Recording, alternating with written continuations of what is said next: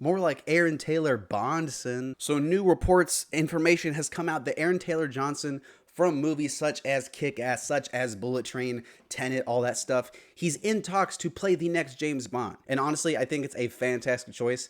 I'd be super down for it. Aaron Taylor Johnson is a very underrated actor. He started off as just like the kick-ass guy, but then he's kept climbing that ladder. You know, he was Quicksilver, he wasn't Godzilla. He was in Godzilla.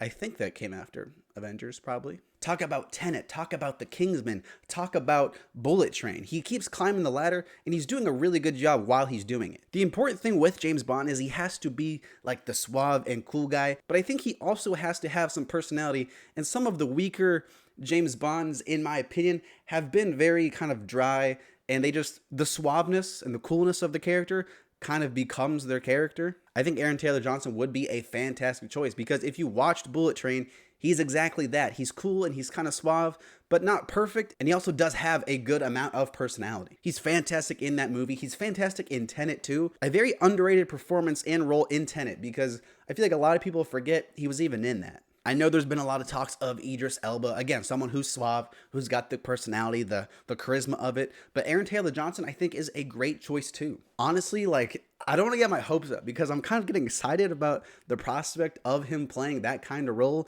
and I don't want to set myself up for disappointment if it doesn't happen. You know what I'm saying? So yeah, I'm excited. I think that could be really cool. If you want to see him play these kind of suave and like cool characters, watch Kingsman. The Kingsman. There's a bunch. How many Kingsmen are there?